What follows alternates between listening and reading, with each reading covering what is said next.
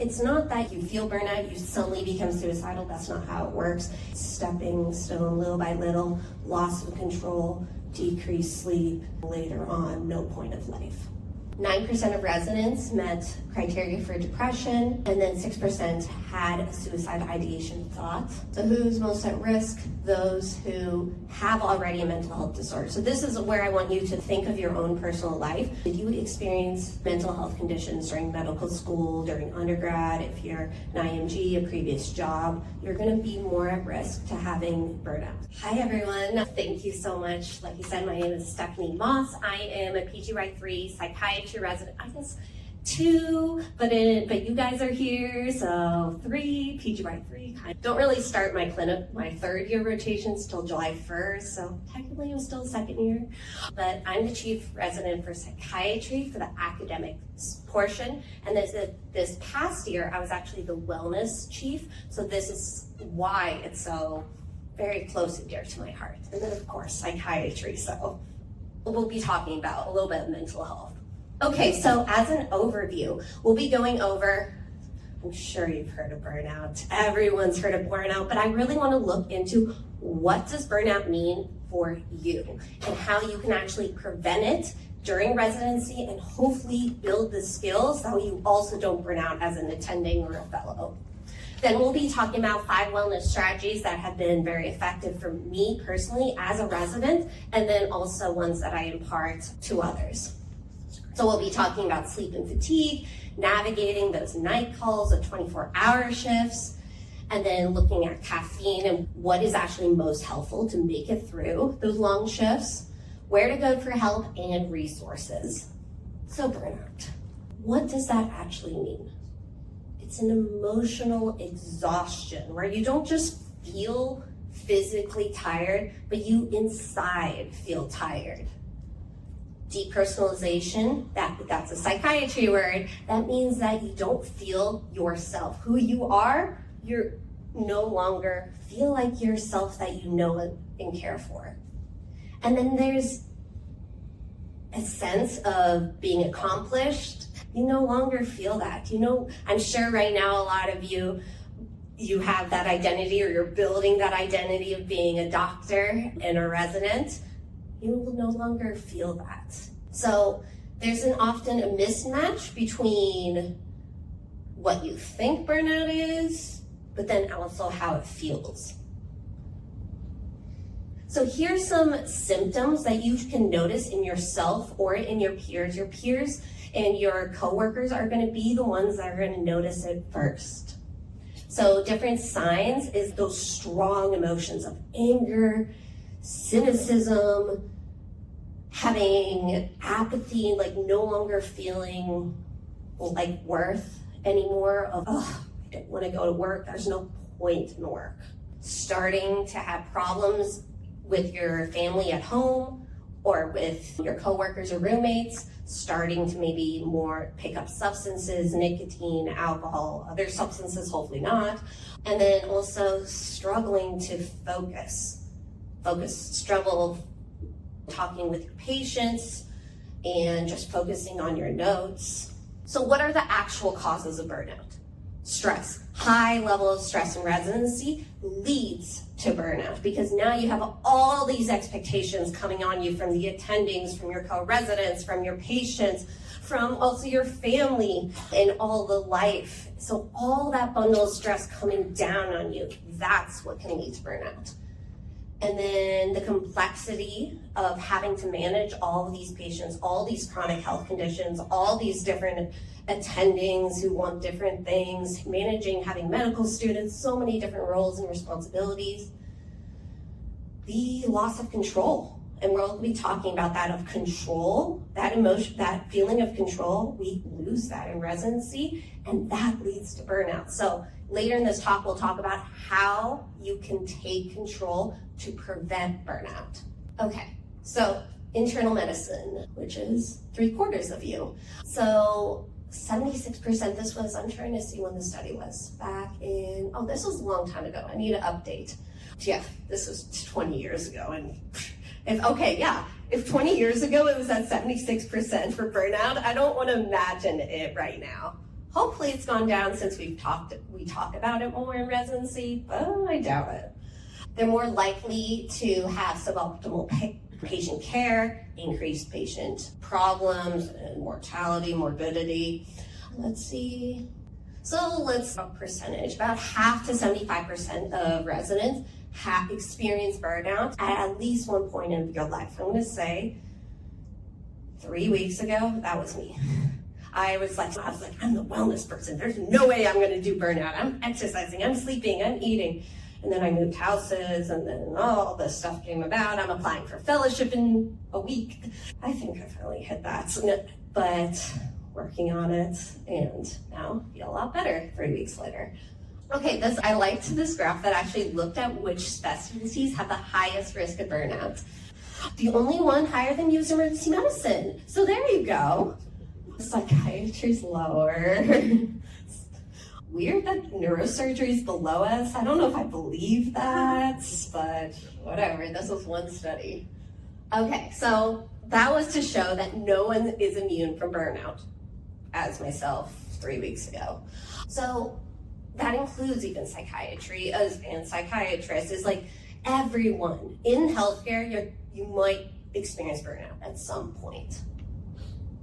Okay, now I'm going to talk about not just the patient reason why it's important, but why it's important for us, especially mental health and psychiatry, is burnout is one of the leading causes of developing depression and developing later suicide. And I'm sure you've all heard about the increased risk of suicide in residents and doctors compared to the general public. This is the reason. So suicide was at the top, underneath depression, and then all the other causes of burnout. This is just a different way to view it. And so it's not that you feel burnout, you suddenly become suicidal. That's not how it works. It's a stepping stone, little by little, loss of control, decreased sleep, decreased eating, decreased motivation, and later on, no point of life. 99%, this was, let's see, again, 2009.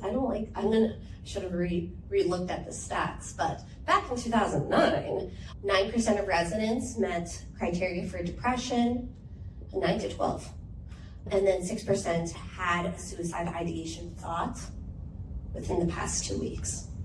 So who's most at risk? Those who have already a mental health disorder. So this is where I want you to think of your own personal life. Did you experience mental health conditions during medical school, during undergrad? If you're an IMG, a previous job, you're going to be more at risk to having burnout.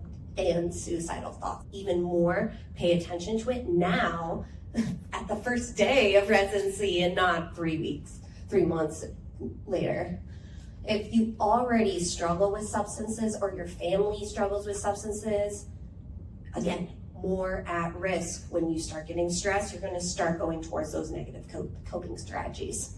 And then having any sort of marginalized identity, Black, brown, female, LGBTQ, having chronic or invisible disabilities, or health conditions, these are all the ones that are most at risk. Okay, so this is an interesting part. This one, they looked at pediatric residents. They looked at ones that were more depressed, had 5 times more risk of medical errors. And those are unintentional. No one, of course, wants to do medical errors, but just, again, increased risk because your brain's not thinking, because your frontal cortex is not working when you're burnout. You're fully focused on your amygdala.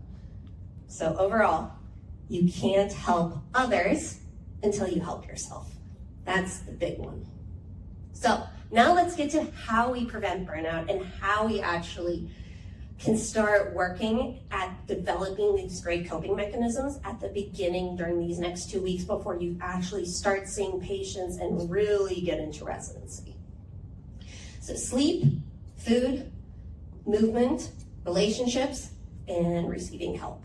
Sleep. I love this app. I actually have this as a big scanner, and I guess I will in 2 weeks when I have my own clinic.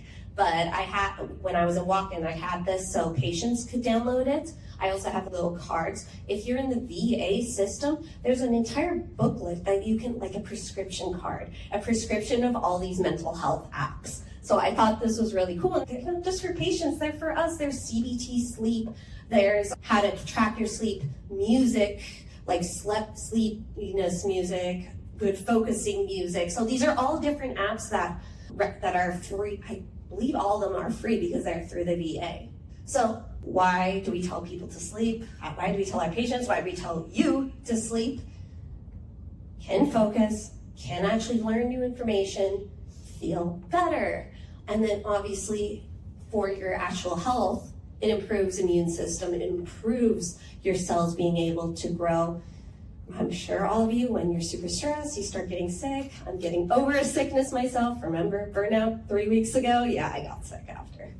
I could definitely, that was actually probably the biggest thing that caught my attention. Once I start getting a cold in June, you don't get colds in June.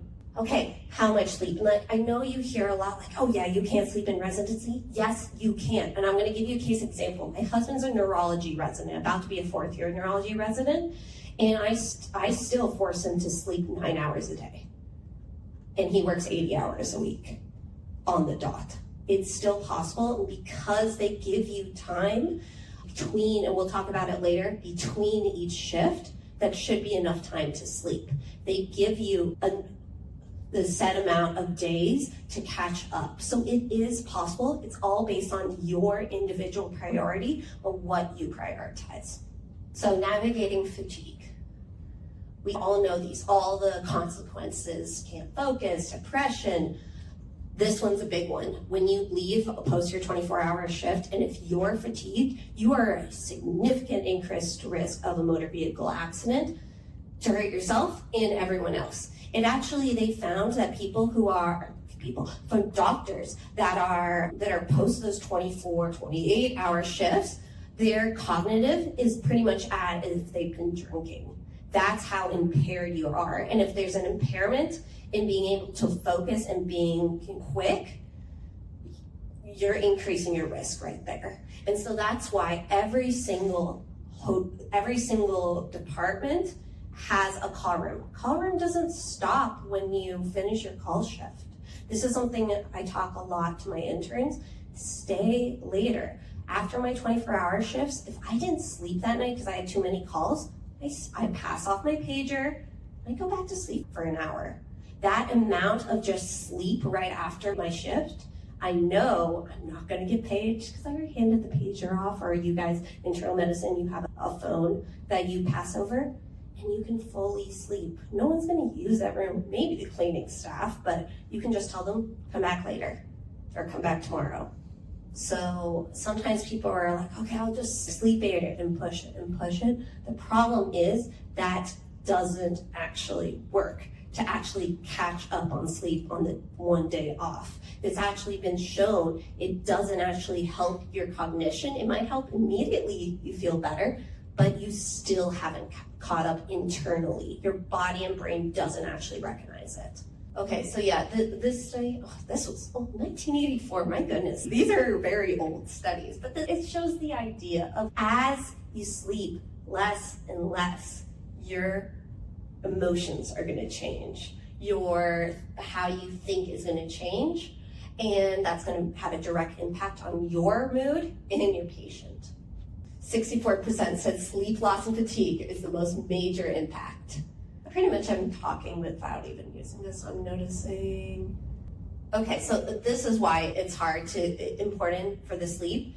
Try to do an actual good note when you've been sleep deprived. You can tell as my notes get later and later in the night, they get worse and worse. So for me, I don't know if internal medicine would be okay with it, but psychiatry is okay with it, so this is more geared towards you guys. I go to sleep and I do my notes in the morning. Technically, the VA rules and usually all the hospitals is within 24 hours. Now, attendings want it sooner. Usually it's by midnight, but the following day. So if our call shifts are 4 p.m. all the way to 8 a.m. the next morning, if I'm going 10, 11 o'clock, I know that I will not write good notes at that time, at 10, 11 o'clock. I benefit myself, I know myself, that I would do better sleeping till 5 a.m., waking up at 5 or 6, and doing notes till 8 a.m. That's just me. Some residents do work better doing their notes till 1, 2 a.m., but that's not me. But it can be you. So just know yourself and try different ways. See if it works. Maybe do one note. Do the one that's most urgent. For psychiatry, we have to give notes that of people being transferred. So we'll talk about that. Since I'm the academic chief, we'll talk about what notes to prioritize. And it's usually when we're transferring, because they can't transfer until they have a note. But that's rare. Oh, we already talked about this, of the crashes. This is the study that shows the crashes. Needle stick injuries, really? When you're in the ICU, that's when you would be doing needle sticks and doing, what is it, the ones up here? That one. You can tell I'm a psych, I have no idea what it's called, but I know you do them. We don't do phlebotomy that often, even just doctors don't do that anymore, but maybe you do for some random reason. Or when you do lumbar punctures, we do those in psych and internal medicine, so that can be. Okay, okay. Shift work sleep disorder. This is super common in residents. I'm trying to think, I don't believe when I rotate internal medicine, you guys do 7 days on, 7 days off, or all night shifts. Maybe, do you guys know? You do the night, and it might be different between the two programs.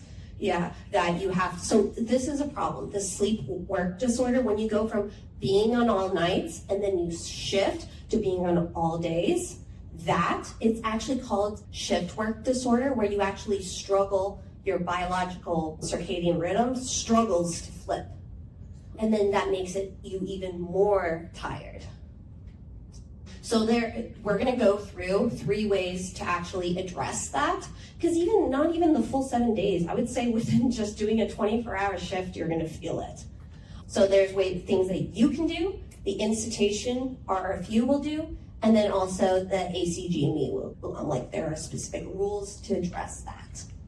Ooh, I love this. Okay, this is actually from our one of the sleep physicians. I need to come in, I need to remind myself to have him do another didactic session. He recommends, this is his article, Dr. Schultes. He wrote this article on how to maximize your sleep when you're a resident. And he provided specific tools on how to shift your sleep depending on what type of shift you are. So I liked that. One of the things that he talks about in that is using melatonin, and we use it a lot for our patients on the psych ward because we take care of recruits who purposely have been forced to not sleep for 3 hours.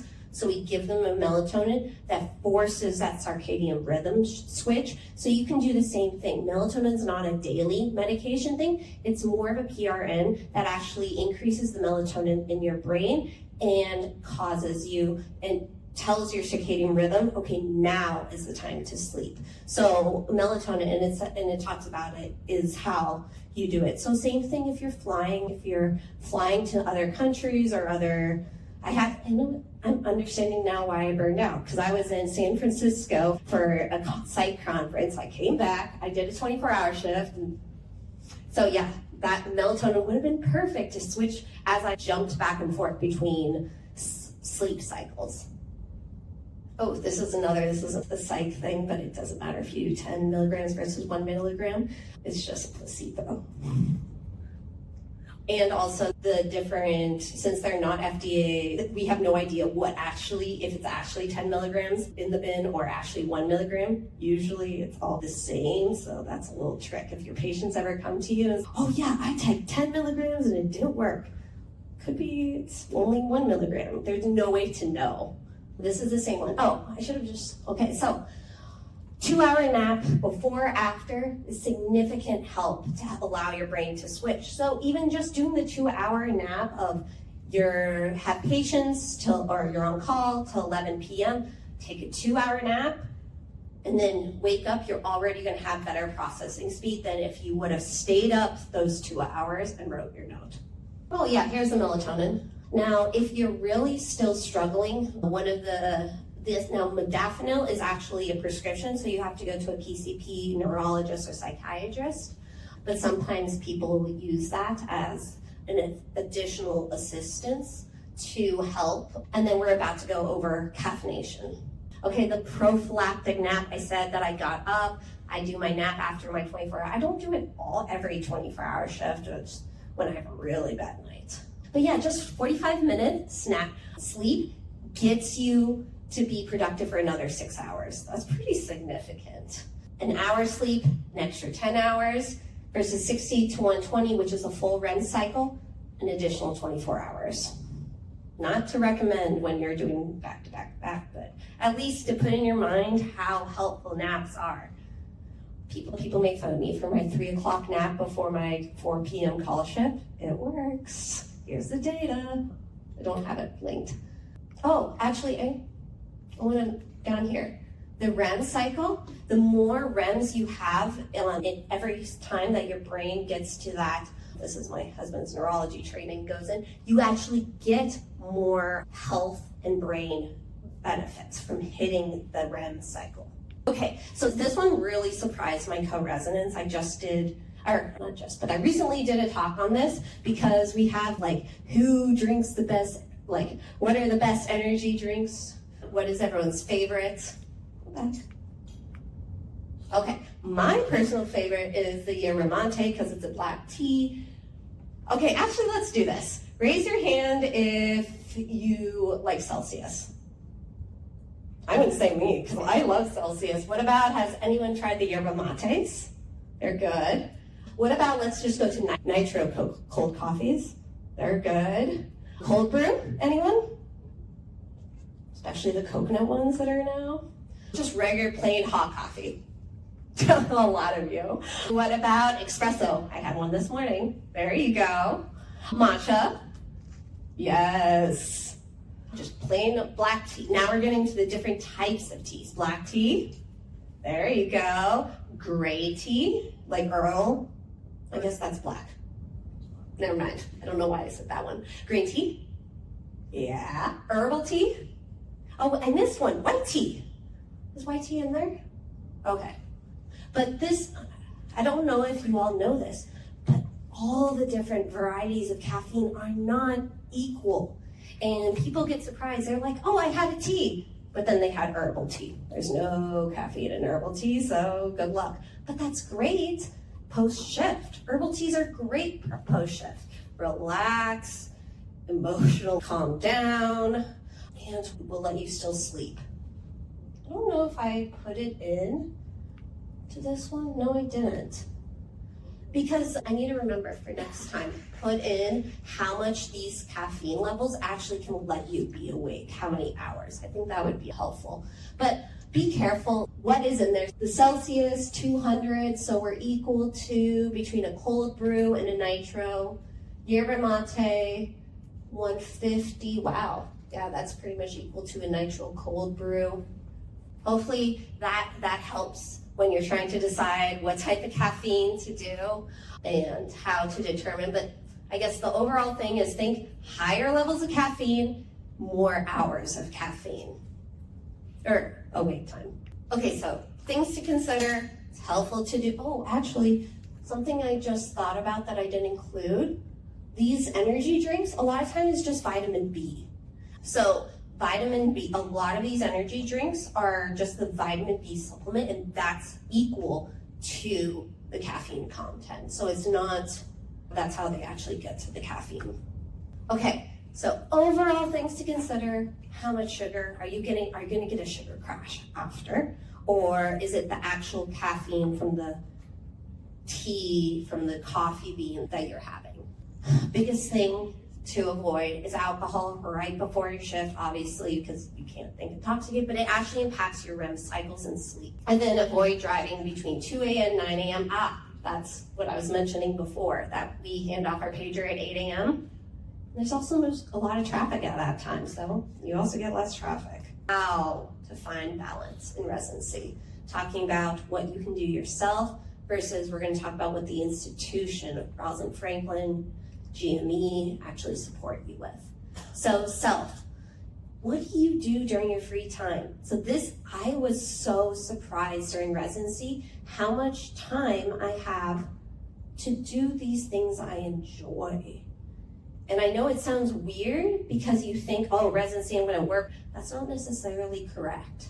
You have off time during the week. You have off time during downtime shifts. There are periods. And so this is the time to explore hobbies. Maybe think that's why we ask you in the residency interview. That's why they put it in the ERAS. What are your hobbies? To get you to start thinking about that.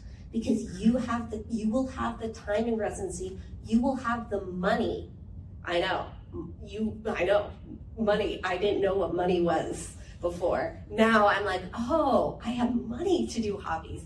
I have money to pay for a tennis racket and go play tennis. Interesting. Or I have money to pay for a gym. Wow. So think about what your hobbies are. For me, I love reading. I'll say later, I do a podcast. That's why I'm recording it, because I do a lot of presentations. I go to conferences and present a lot because that's just what I enjoy doing. So I do that as my hobby. This word, control. That is going to be one of your keys to preventing burnout, is remembering you have control. You have control if and when you sleep, what you eat, what you drink, what types of caffeine you put in your body, who you get to spend time with. You no longer have to do anything. You are now a job. You can choose whether or not you want to hang out with someone, with your friends, your coworkers. Hopefully you want to, but not everyone does. But we also do. You have the choice and control. And I know that you'll forget about that. As you get more into residency, you'll forget you have control, but try to remember you do have control. That in itself will help you feel better. Obviously, I'm gonna recommend prioritize things that make you feel happy and whole. And then this one at the bottom. Now you have time to go to your doctor's appointments and therapy appointments and dental appointments and eye appointments. And I'll talk about insurance, that insurance even pays for it. Okay, let's go to work. Duty hours. It's GME and your programs director, they work really hard to make sure that you have time to sleep, to have personal days, to have, if you need, maternity, paternity, the disability leave. That is a thing, and we normalize it because it's normal. I know for the psychiatry side of things, we always have one of our residents on maternity or paternity leave. It's just a thing in psychiatry we do, but I know internal medicine, I've seen a couple. They also really try to limit your shift, like jumping between the shifts.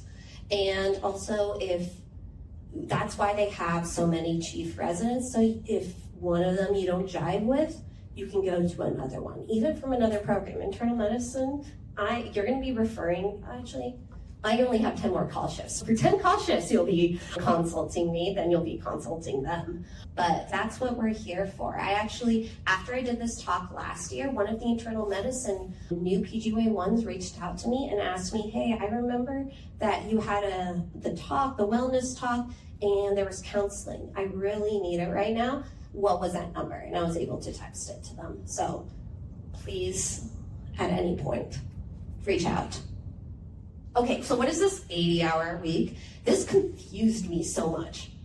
According to the actual GME, or not GME, this is ACGME, this is higher, this is across the entire United States. It's 80 hours per week, averaged over 4 weeks. That really upset me, especially, that never happens to us, just letting you know. Psych, never, sorry, internal medicine, that never happens. We never get, the highest we'll hit is maybe 60, maybe. And that's your own fault because you put too many call shifts next to each other.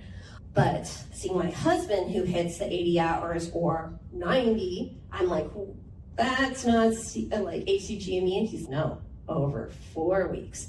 Thankfully, we're not an institution that does that. They're really good at hitting it off at 80-hour weeks. Something to think about that I also forget, it's also the time you spend at home or pre and post that shift doing EMR. Like right now, I'm at St. Mary's, and so I spend the first 3 hours of my morning at home chart checking for my patients before I go in. So it's not really that I spend 5 hours only at work. Actually, technically, that's 8 hours a day. I forget about that. I like to say this. Technically, you're supposed to be supervised by MDs and DOs. I know internal medicine doesn't have a challenge with that. We do in psychiatry that sometimes NPs try to be the ones instead of MD attending. So take note of that.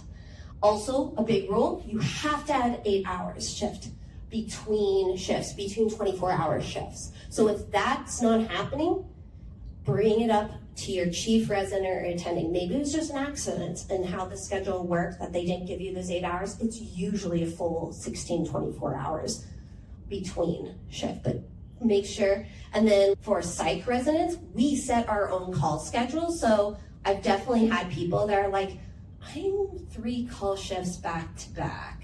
I'm like on call for 48 hours. And I'm like, that's your fault. You need to find coverage, because sometimes we switch call shifts all the time and then we forget that we did all those shifts to help other people because we're so nice. And then we back them up. Let them know quickly. Let the chiefs know quickly, or you're called, hey, someone take one of my shifts. There's no way I'm going to do this. And yes, we will. We will not let you do that. So this is from Georgetown.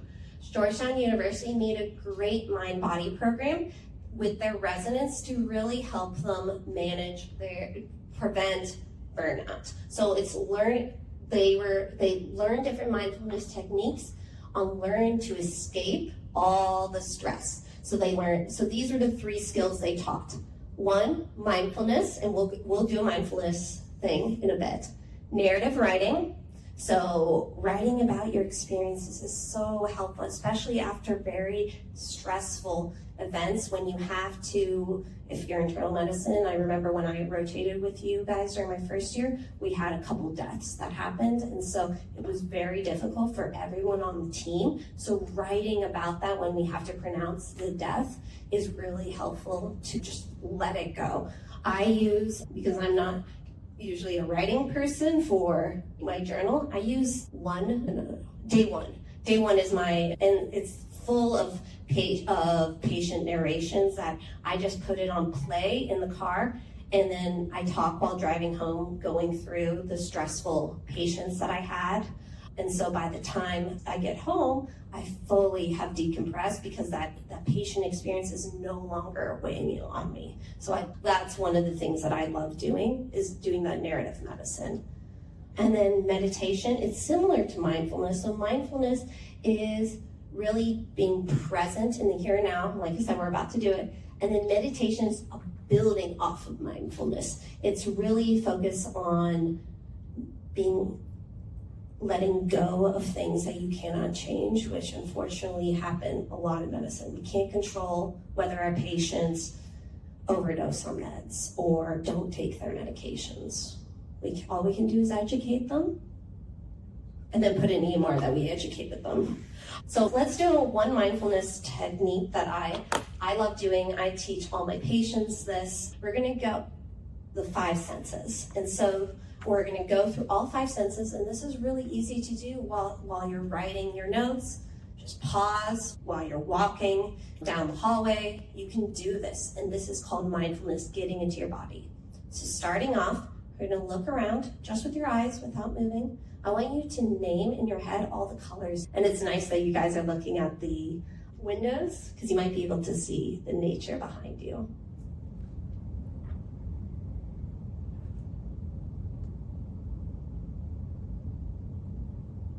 Good, and if you feel comfortable, you can slowly either close your eyes or just make them soft, or look at one thing in front of you if you don't want to close your eyes. Now I want you to focus on your hearing, both as far away and close. So hearing outside the windows, outside the doors, the AC, listening to your breathing in through your nose, out through your mouth.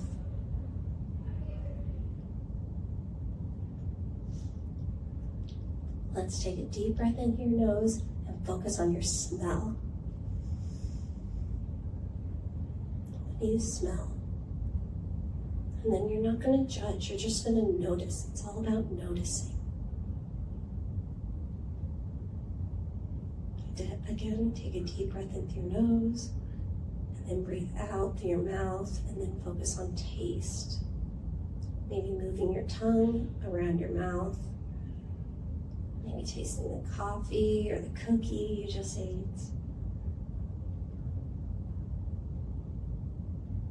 Final one, we're focusing on touch. So that means you're going to feel the clothing on your legs, the ground beneath your feet, the different parts of your body that are touching the chair, from your lower back to your legs. Look if you have longer hair or beard. Look, see if you can notice the hair on your head. You can move your toes or your fingers, noticing them in your shoes, or the texture of your clothing or wherever your hands are. Is it cold? See if there are descriptive words that you can notice. Of the temperature, of the texture. Then we're going to go backwards. It's going back to taste. Focusing on taste. In through your nose, take a deep breath in. Focus on smell.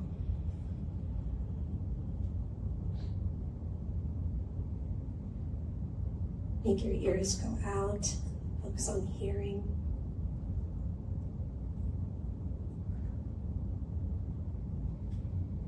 Both inside this room, outside the windows, outside the hallway, to bring your sensation in. Hearing your own breath, your neighbor's breath. Not judging, we're just noticing.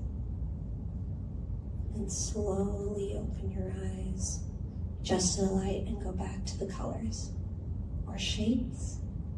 I see a lot of shapes in this room too. Thank you for doing that with me. So it's just the 5 senses.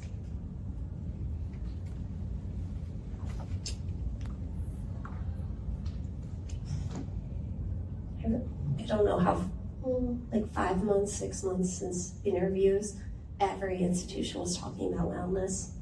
I think the fact that the very first, I thought you had a presentation before me. That says a lot that they put me first. And that was on purpose. That wasn't just by accident. Wellness is truly a priority in this institution, in the fact that we have a chief just dedicated to wellness. We have this talk. We have every single program has money for wellness. For psych, we have snacks for all. We have a joint wellness where all 3 programs come together and we go to a wellness event. We went bowling this spring. Before that, we did laser tag and bowling. It's only, and then we did painting. We painted pots. So those are just the big ones where we combine all 3 programs. But then your individual program has also wellness events. So yeah, they focus a lot on providing those events, providing the education, really showing how it's important. This one in the middle, but I'm gonna have the number for you, that there is an actual counseling for you as a staff member, because we're hired by Rosalind Franklin to get counseling and support. Here are other people that you can help, that you can go to. Number 1, your co-residents, they're going through the exact same thing. It's very possible if you're struggling or if you have a question, they probably have the exact same question too. They're just too embarrassed to ask. Senior residents or junior residents, the 2nd years, the 3rd years, the 4th years for psychiatry, the fellows. I know for us, we have a WhatsApp group, I believe you guys do too, constantly asking questions. because things change so frequently, especially in the VA. Faculty, and then here are different additional people to ask for help. The GME office, you'll get a lot of emails from them within the next couple of weeks. HR, it's an additional huge resource, especially if you need this. Why didn't I include a slide on this? I always do. Disability accommodations. This is very important to me individually because I have mental health and physical health conditions. So it's something that was very important to me that I went to an institution that, one, it's a requirement in the institution because it's a requirement under federal law, but they actually support. So if you require accommodations, whether if that is for our PRITE exam, for our step 3, for being with patients, for the call shifts, HR department will give you the paperwork that you can get signed by your physician. Every single VA and hospital also has their own. Because the HR one, I feel like, is really helpful for more your program director to know, but the hospital one will actually be even more helpful, like the one at the VA. There's a specific HR for staff members at the VA. This one says Student Counseling Center, but then they include it, so I included it, but when you call, say, hey, I'm a resident, and I think they still say you have EAP, but if it's severe enough, still come see us. So I've had mixed things of whether they accept it or not. And then Office of Student Affairs Inclusions. The other one with Human Resources, if you ever get discriminated for disabilities, sexual orientation, discrimination, those are a great resource to go to and support and advocates. Okay, these links, again, you'll receive them in your emails, the internal website, library, online to download PDFs of the research. And then this is the one. This is the number you want to save on your phone, very important. So that, I'm gonna have you save 2 numbers. This is the first number you should save. 800-316-2796. Just put it as a favorite on your phone. I will still send it to you if you ask me, but I'm just gonna send you that. So just save it on your phone as a favorite. Or if you help, you can call it. Okay, really quickly, because I know they're already waiting for me, you have health insurances options. 2 options. I highly recommend PPO. This is my own individual thought and experience, but I still recommend it because I have health conditions, and so this makes it easier. If you don't have health conditions, then HMO is easier, but if you have health conditions, this will actually allow you to see your own specialists, your own doctors. I can't tell you the amount of times residents, I give this talk and residents still come up to me, oh, I can't find a doctor or a specialist that HMO fits. I'm like, I told you PPO, so just letting you know now, again, do this one because there are not a lot of doctors and specialists in this one. This allows you, your doctor, you can refer yourself to a specialty for a specialist. Just my own experience and recommendation. And then these are one more number. So I told you, you can take a picture of this, but again, the biggest number I want you to save is this 988. 988, what is that? You'll hear it so many times in the VA. So this is for you, this is for me, this is for our patients. 988 is the confidential suicide hotline for anyone in the United States. And then for our vets, for our military people, you'll see it all over the campus that says, press 1 if you're military. And it's similar to that during different populations. Cool. So thank you all so much. This is just a quick plug for me. Here's my podcast, Life as a Patient Doctor.